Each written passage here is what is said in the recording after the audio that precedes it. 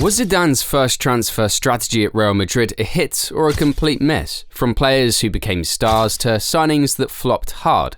Let's dive into Zidane's first 12 signings as manager. Some of these choices paid off big time, while others, well, let's just say they left Madridistas scratching their heads. Let's find out why. 1. Eero Markkanen. Not many of you will remember Eero Markkanen, and honestly, he's one of those lesser-known Zidane signings that kinda slipped through the cracks. Madrid picked him up in 2014 from AIK in Sweden. This guy was huge, like built for rough and tumble action in the box. The club saw potential in his physicality as a striker, but things didn't pan out. He mostly hung out with Real Madrid Castilla, barely getting a look in at the first team.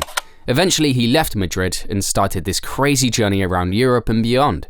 He's been to Germany, Denmark, and even Indonesia. Right now, he's back home in Finland, playing for PK35 in the Josliga, the Finnish second tier. No one's going to pretend it's Real Madrid, but he's getting to play regular football, score some goals, and probably enjoy a way more chilled out lifestyle. Sometimes, you just need to find your level and do what you love.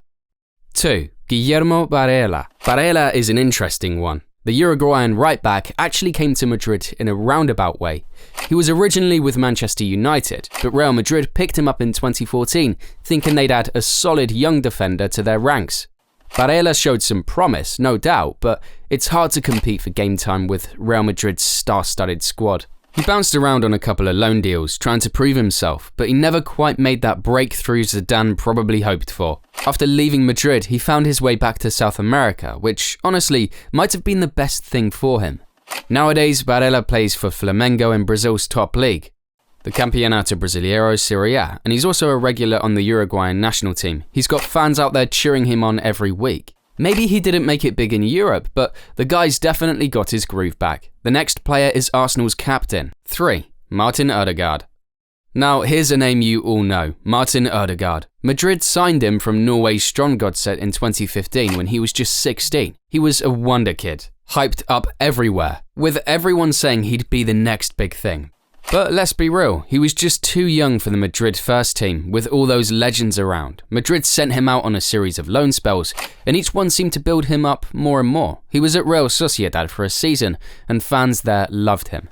But it was his loan to Arsenal that really clicked. The Gunners saw his potential, snagged him up, and now he's running the show in the Premier League. The guy is killing it. He's Arsenal's captain, was even nominated for the Ballon d'Or, and is easily one of the best midfielders in England. Ødegaard's story is one of patience, and it's paying off big time.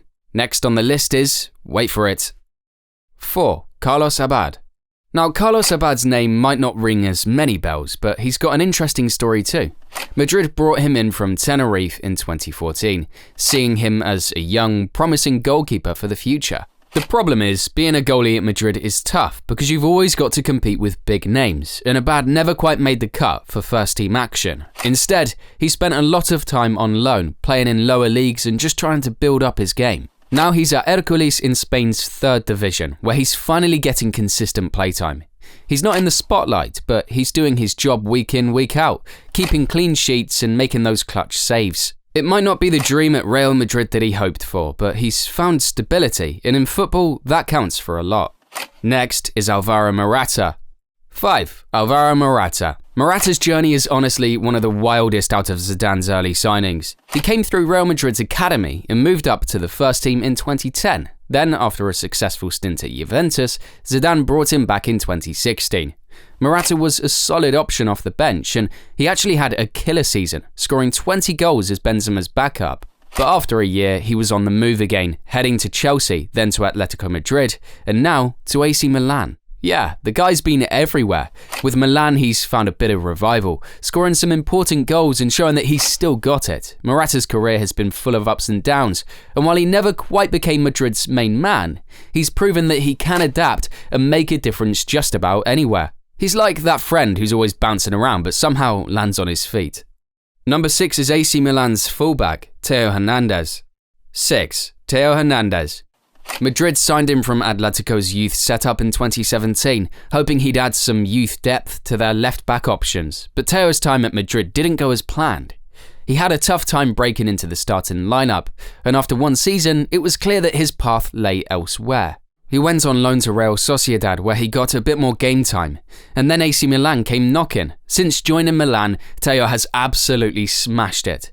He's become one of Serie A's best left-backs, playing a massive role in Madrid's resurgence and even making France's national team. Teo might not have fit at Madrid, but leaving was probably the best thing for his career. Now he's a fan favourite at Milan, and this guy keeps showing what he's really capable of.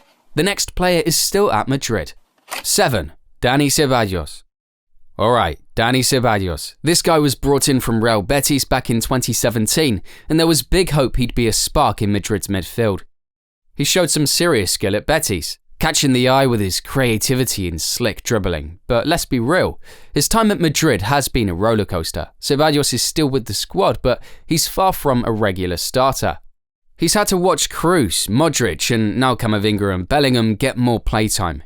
He even went on loan to Arsenal for a bit, where he had some bright moments, but still couldn't quite cement himself there either. Now he's back in Madrid, hoping to break through, but still mostly a bench player. He's had some good games, but consistency's been his biggest struggle.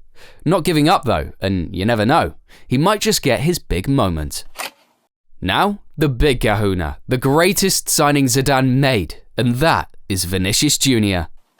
8. Vinicius Jr. Now, this is a guy everyone knows. Vinicius Jr., the electric winger from Brazil.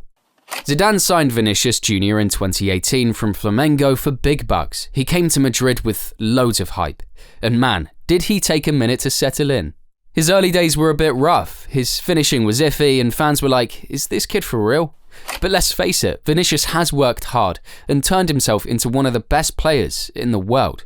He's now Madrid's star attacker, known for his insane pace, skills, and way of slicing through defenders. That goal against Liverpool and Dortmund in the Champions League final?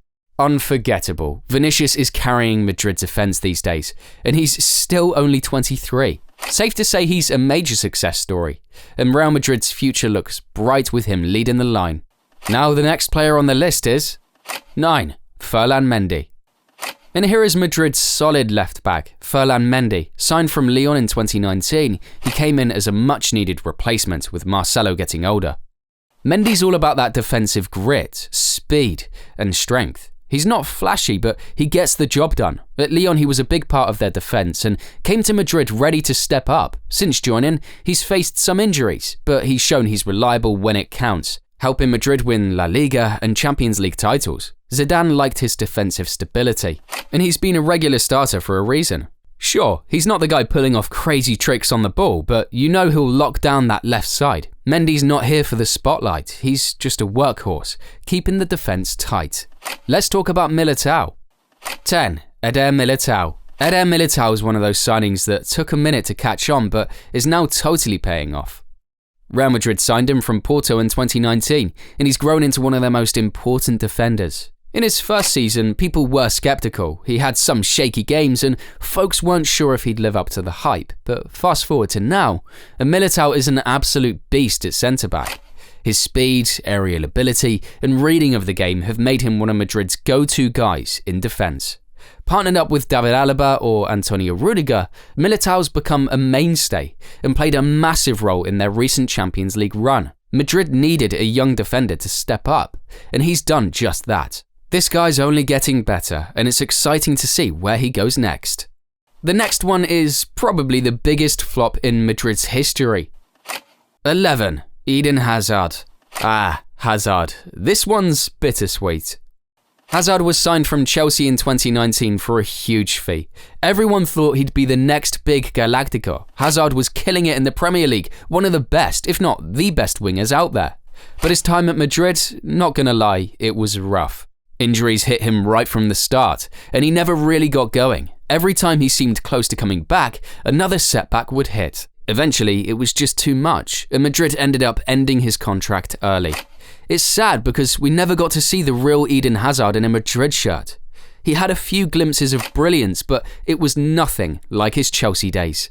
In the end, he had to retire because he just couldn't reach that level again. Tough break for a player who had so much talent. Number 12 is Takefuso Kubo. 12. Takefuso Kubo. Man, Takefuso Kubo is one of those exciting young players with a unique path. He joined Real Madrid from FC Tokyo in 2019, coming in as a top young talent from Japan.